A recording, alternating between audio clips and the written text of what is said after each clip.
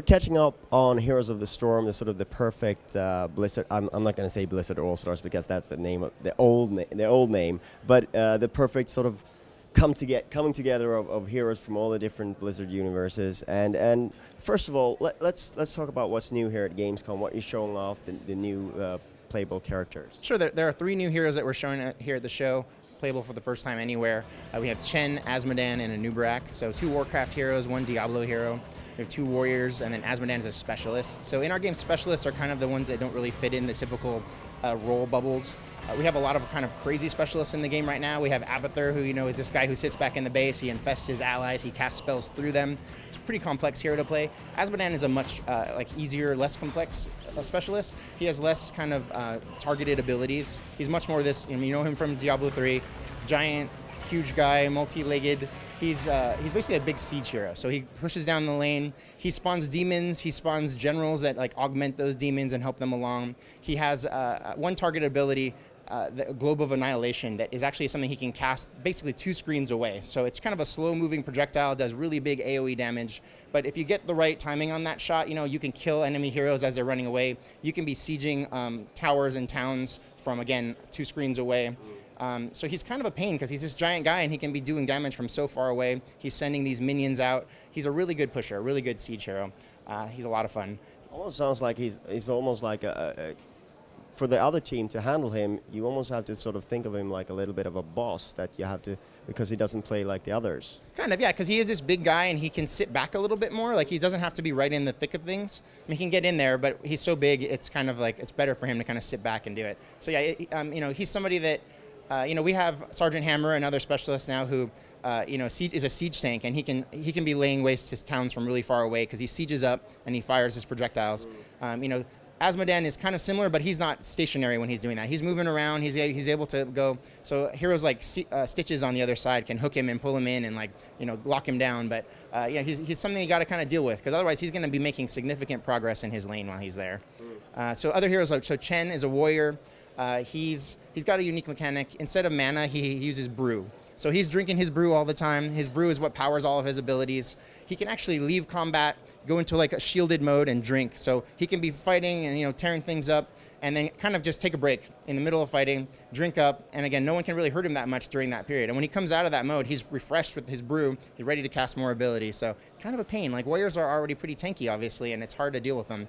CHEN has this added layer of I don't care, man. I'm gonna give me a break, and I'll come right back. So he's pretty fun.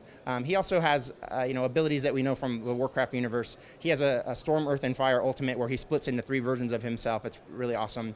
He also combos a lot of his abilities. So he's drinking brew. He uses that again as his mana. Then he also can put brew on his enemies and then ignite them by comboing his abilities. So he's doing a little damage over time because they're on fire. He just kind of combos all those things. He's a very fun warrior. And then a Nubarak, which again from the Warcraft universe. A Nubarak is this kind of big insectoid guy, but he has abilities like a burrow charge, where he can basically go underground, really quickly move to engage people, and he busts out, kind of pushes them back. He's right in the thick of things fighting. He also uses that to escape. So he's actually pretty maneuverable for a big guy. He runs in, fights, runs away. He has an ultimate heroic ability where Carrion Swarm, where beetles surround him. They do big AoE damage. They also heal him. So he's really tough. He jumps in there, does a ton of damage, and again, he can escape when he gets in danger. So a lot of fun with him. Again, 3 new heroes, and this game is all about choice, right? So we're going to continually add new heroes to the game from all the franchises. And again, we'll bring the worlds in as well, because the Nexus, which is this interdimensional storm that's kind of bringing everybody together, there's no real rules. All the Blizzard worlds, all the Blizzard characters can kind of collide together here, and we're just having a lot of fun with it. Is there a plan that you want to keep them sort of balanced, like this many characters from Diablo, this from Warcraft, this from StarCraft, or are you sort of free to just take anything that sort of fills the kind of something from any fiction that fills a role that you want to add? Sure. So overall, we're looking at a lot of factors there. We're looking at the IPs. We want to get some representation from each one. Right now, we're pretty heavy on the Warcraft side, but I think in time we'll balance that more with StarCraft and Diablo heroes. But we're really looking about making each hero really unique. So we don't want a lot of overlap on them. So we're really going more for quality over quantity here. Right now we have 28 heroes. With the 3 here at Gamescom, we're up to 31. But really, each one is really unique. In addition to them actually, being true to their lore, because these are not characters that that are kind of coming out of nowhere. People know what to expect from these. They have expectations, and we need to live up to them. So, we're basically trying to bring all those things together, give them choices. It's not just about, hey, I like Warcraft. Where's my Warcraft heroes? It's really about, ooh, I want to play an assassin, or I want to play a tank, or I want something different. What's a specialist? Like, these are crazy guys. I want to play those guys. So we really want to give people choices while giving a wide range of choices, right? So you'll see us kind of jumping around across IPs, across roles, across ranged and melee, and the end result of that is a lot of choice. You speak of how you want players to do, but of course players sort of have a mind of their own. You might see players who want to sort of team up as a Warcraft team or as a StarCraft. Have you seen any of that in sort of the early testing, how fans are taking on to it?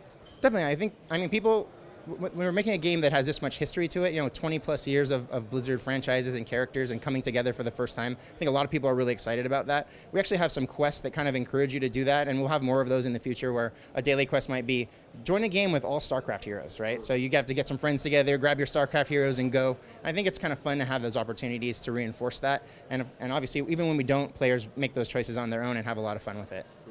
So balancing, of course, is going to be key to this. In a way, you don't have to have it super balanced, because as long as there's a counter, it's sort of balanced on the whole. But the specialist just seems like a nightmare to balance, because it's something that's really, sort of special.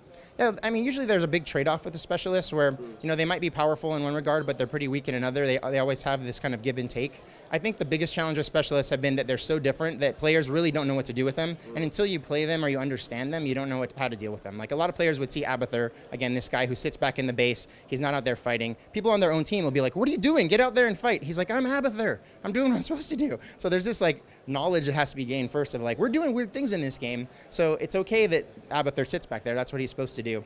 But again, as a player on the opposite team, it's even more challenging. You don't even see Abathur. You see a guy with the thing over his head because Abathur's infested his allies, right? So I think there's knowledge that has to kind of close that gap, but we're very cautious about balance and making sure that there's not one dominant hero or one dominant strategy that's coming out of all this. Because I can imagine that someone who figures out how to play it, a team that figures out how to play it, can be extremely powerful, especially if the opposition doesn't quite figure out how to counter it. Absolutely, yeah. So I mean, I think our matchmaking is going to deal with that, right? So it's going to factor in both, players' overall statistics on how well they're playing, how often they're winning, and as well as how often they're playing an individual hero and how well they're doing with that. So we'll try to account for that and make sure that a team that's figured all this stuff out and is amazing isn't getting matched with somebody who's just learning all this stuff. So those people will be separated. Right now we're in technical alpha, which is a really small scale test, so our pool of players is a little smaller. So we don't always achieve that right now just because the pool is so small, but as we expand to alpha and beta, we'll get to really get that matchmaker balancing that out a lot better. Speaking of that, what is the roadmap ahead, and sort of when can we expect to invite more people? Yeah, so Tech Alpha is going really well. We've never brought a game to test this early before, so it's kind of a new thing for us as a team and for Blizzard, but it's been a lot of fun. It's fun to develop a game with the community right there alongside us, giving us feedback every step of the way. Tech Alpha is really about testing our server infrastructure. This is a free-to-play game, so we're standing up the monetization systems and all the payment. There's a gold that you earn in the game. You can use that gold to buy heroes. You can also use real money if you choose to do that. So there's all these things that are new to us that we're kind of standing up. And this early phase is really about making sure that's where it needs to be before we can bring more people in. So the next phase will be closed beta. When we do that, we will actually move everybody to play on our real Battle.net hardware right alongside World of Warcraft and Diablo 3 and StarCraft 2. So that will bring all the games kind of together. Once we do that, we can start bringing in a lot more people. So currently, the only way to get in is to sign up at heroesofthestorm.com. So players can go there, sign up. We're actually, every week, we're pulling people in. We're actually bringing them in from regions all over the world. So sign up there. We'll keep bringing them in. And again, in time, we'll bring more and more people in. As closed beta expands, that will eventually lead to an open beta where then anyone will be able to just come in and play. But again, we want to make sure we're ready for those people. It's a free-to-play game. Anyone can come in eventually. So there's a lot of people potentially who can come in and play this game. So it's not when it's done, it's when you're sort of done, and then, yeah. Well, something about this game, it's actually never done, which is really interesting, because we're used to making box games where we go away, we hide in our corner, we work on them for a couple of years, and then we go, here you go. This is something that is going to be in a constant state of evolution. So our alpha, we're really embracing that, and we're showing people how we make the game. Even in beta, and even after launch, I think this is a game where we're going to be constantly listening to the feedback from the community, and kind of in real time with very frequent additions, we're going to be adding to the game and changing the game, and trying to make something that's just living, breathing, thing, right? So I think that's exciting as a developer, and I think as a gamer it's exciting too to see Blizzard really reacting to things like that and making games in a new way. Thank you so much for your time. Thank you. Oh, shit. Nuclear launch detected.